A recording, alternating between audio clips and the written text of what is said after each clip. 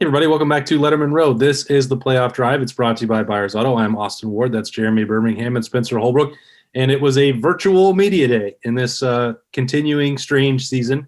Ohio State took their turn talking about the national title game on Monday night against Alabama, which remains on track to be played as scheduled. Ohio State practiced for the third day in a row this week. The Woody Hayes Athletic Center is open, and the defense talked about the matchup. All signs continuing to point towards Monday night. Kerry Coombs, Haskell Garrett, Jonathan Cooper, Pete Warner, Justin Hilliard, Marcus Williamson, and Sean Wade were the people who joined us, just in case you're keeping track ahead of Monday night. Berm, what was your leading takeaway as the Buckeyes get ready for a pretty big challenge from this vaunted Alabama offense? Obviously, there was a lot of talk about Devontae Smith, some talk about Jalen Waddle, a lot of talk about Najee Harris, but not really a lot of talk about Mac Jones. And I think that that's a mistake people are making in heading into this game, because I think ultimately this game is going to be won by which quarterback plays better. And Mac Jones has been as good as anyone all year long. And, I think that his role in their offense is somewhat being ignored because what Tua did there the last couple of years. But, I think that's the one for me. I know the Buckeyes aren't overlooking Mac Jones, but it seems like we folks in the media might be a little bit. There was a lot of talk too, Spencer, about the Joe Moore Award, which Alabama claimed. I know you've been paying close attention to that all year. So that's talking about, Jonathan Cooper and Haskell Garrett evaluating that challenge. They know what they're in for, but they also have had a lot of success over the last couple of weeks and really all season generating pressure. I think they wanted a little bit more credit for what the Rushmen have done heading into this matchup against that unit. And I know Berm just touched on Mac Jones being the key to this game, but it's also if Alabama can establish a running game and get Najee Harris going before the passing game even has to do anything, it's going to be really tough to see Ohio State finding a way to win the game. I think this offensive line for Alabama against the Rushmen, however little credit they've gotten, they've been spectacular all season. I think that matchup is just as big as any, because if Ohio State can generate pressure, even though Mac Jones is going to get the ball out quickly, if Ohio State can generate pressure, get him off a spot, he's not as mobile of a guy as Alabama probably wants back there. If you can get him off a spot, get him into some weird throws, and keep Najee Harris bottled up as well as you possibly can, because he's that good of a running back where you can't really do that altogether, I think Ohio State has a good chance in this game. And I think that's what it comes down to, is the offensive line of Alabama versus the front of Ohio State. I think what's going to be interesting is today and then tomorrow, the different tones of playoff drive, because look, Alabama's offense has everything you could possibly need. It's going to be a huge challenge for Ohio State, much more so than Clemson, which primarily just didn't have the same talent up front. They had no way to block Ohio State, and they had limited options at wide receiver, in my opinion, as well. I think that bore itself out in the game. Alabama's going to score points, okay? When you look at the challenge for Ohio State, they're going to have to get one or two turnovers and create a ton of pressure to get enough stops, because tomorrow what we're going to talk about is that Alabama's defense doesn't have the tools to stop Ohio State's loaded offense. So it's really, it's just going to depend on the day, because this one is absolutely going to be a shootout, in my opinion.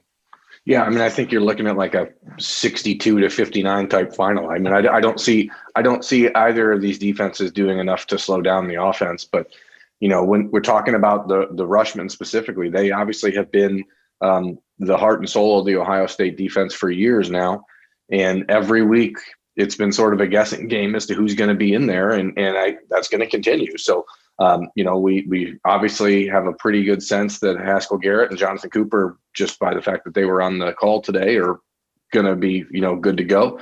But you just don't know who else is back, who else is out. And those sort of moving parts make it very difficult to think about how you stop Alabama from establishing the running game, because the Buckeyes need a full complement of players to really be able to rotate in and stay fresh against those massive linemen that Alabama has.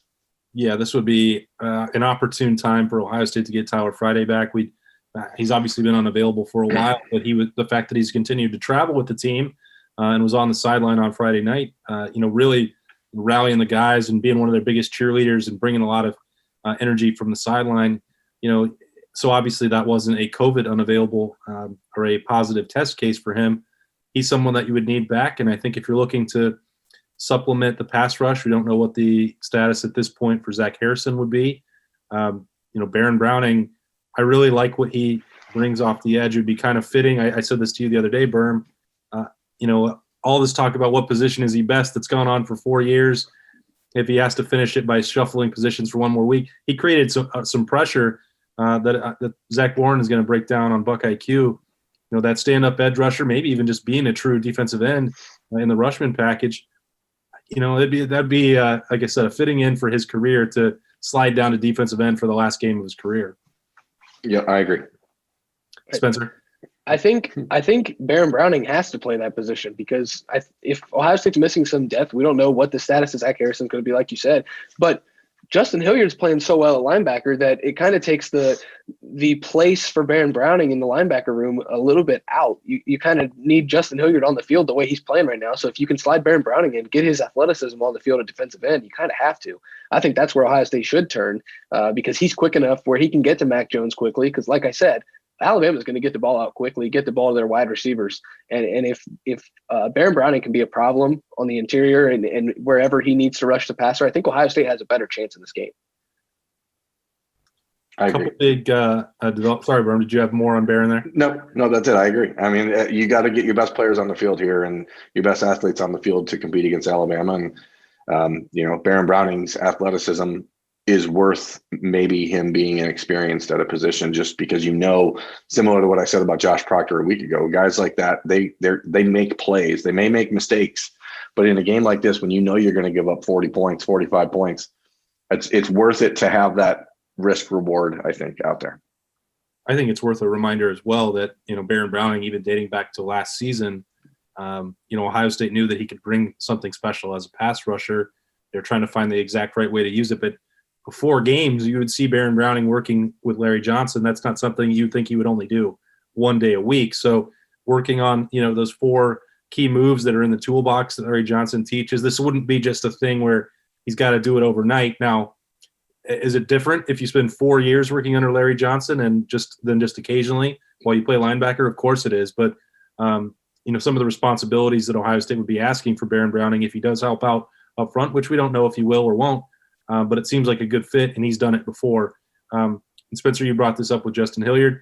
Just for the sake of clarifying for Berm, he's not going to come back for year 7. All right, he's intrigued. His parents are asking him about it, but he said he's given all he's got to give for Ohio State. He's got one more outing left in him on Monday night.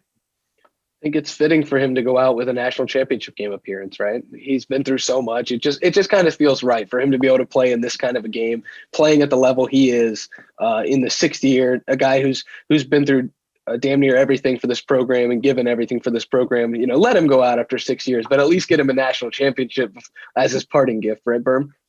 I mean, everyone knows how much I appreciate guys like Justin Hilliard and Jonathan Cooper, but I think the best thing that's happened in the last 6 weeks, as horrible and hellscape-ish as this year has been for Ohio State, the fact that Justin Hilliard has put himself in a position now where he's been able to show NFL people what he can do on the football field, I think is kind of a baby miracle that's happened out of this, because he's going to get a shot in the NFL.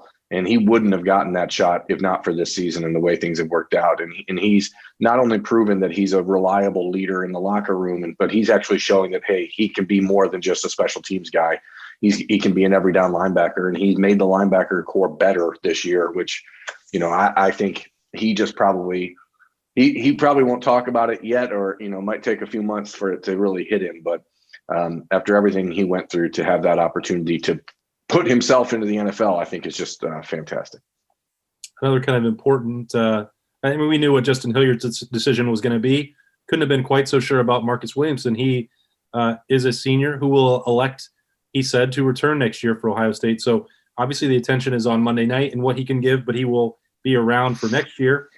So that there's twin things going on. Marcus Williamson at cornerback, slot corner, a little bit of safety against Clemson as well. When Ohio State did some different things. I thought that was the best game that he's played. I believe he was special team. He was honored for his work on special teams and the tackles that he made as a special teams player of the game. But he really showed up in some ways that I think Ohio State needed in the secondary. And if you rewind back to the start of this year, he's a little bit of an example of how much Ohio State needed more games. You see after 6-7 weeks that a different guy than week 1 were missed tackles, some blown coverages, and it really looked a little rough for Marcus Williamson. And all 3 of us we had to point that out because it was true.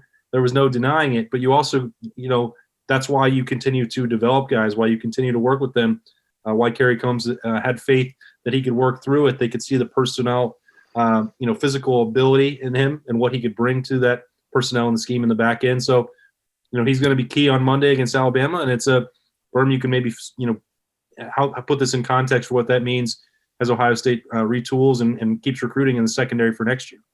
Well, I mean, first and foremost, I think it's just a good reminder for people out there that everyone's time comes differently. I mean, Marcus Williamson came into Ohio State in the 2017 recruiting class with Jeff Okudah, Sean Wade, Kendall Sheffield, Isaiah Pryor, Brennan White. Like, it was a class full of defensive backs, and he'll be the last one standing. In a year when the Buckeyes had no opportunity to really figure out what guys could do early, it's just important to have that depth because there is some conversation at least about the fact that, hey, a guy like Seven Banks could end up taking off for the NFL after this year. So he's got the type of physical skills that people are looking for. And so you want that sort of continuity. And behind Sean Wade and Seven Banks, what else is there a corner right now that's ever played any games? You have Cam Brown returning from an injury next year, but then you have Legend Cavazos and Ryan Watts, who are obviously raw. You have Denzel Burke, who has not ever really played cornerback coming in the 21 class.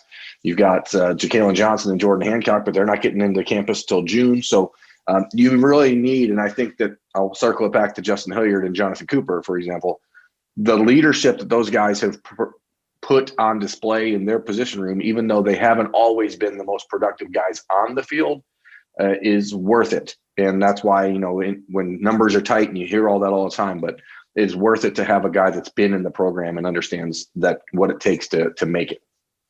And I'll kind of piggyback off of that, Berm. The secondary, we talked earlier in the season about the nickel position and how it was kind of a position of concern. Well, I think it's actually becoming a position of strength. Marcus Williamson looks good on the field right now. They've got a freshman, Lathan Ransom, starting to play really well, play good football right now. I think you're starting to see a transition in this secondary from liability to serviceable to now becoming a pretty decent secondary. And the stats aren't going to show it because the Indiana game is always going to be there, and there's always going to be that 500 spot. And Trevor Lawrence got 400 yards, but they were 400. A lot of them were kind of phantom yards, I think. But this secondary is turning it around. I think they're playing pretty well, and it's a lot in part because of that slot corner position, which is going to be huge, trying to guard a guy like John Mechie when the corners have so much responsibility with Waddle and with Smith. I mean, it's going to be huge in this game. It's about versatility. I mean, these guys, when the Buckeyes are still unsure if they're going to get Marcus Hooker and Ronnie Hickman back to full strength. So, I mean, really it's about bodies when you're playing Alabama. You got to have guys out there that can just get in there and run. And I think the loss of Ronnie Hickman, the inability for him to develop over this last month when, we don't even know what happened with him. He was not on the list of game time availability or decisions for the Big Ten championship game, and then didn't end up playing and didn't play against Clemson. So you hope that you get everyone back because, like I said, you need a fully functioning defense to beat Alabama. Yeah, huge. Obviously, I mean, this is a national title game. It's an all hands on deck situation. We've talked about you're going to have to get contributions from everybody if you're going to win, if you're Ohio State, and win that national title in the college football playoff championship. Speaking of playoff, this has been the Playoff Drive brought to you by Byers Auto. That's Birmingham and Spencer Holbrook. I'm Austin Ward, Ohio State, on track to play on Monday night. Full coverage of the Buckeyes, as always, at lettermenrow.com.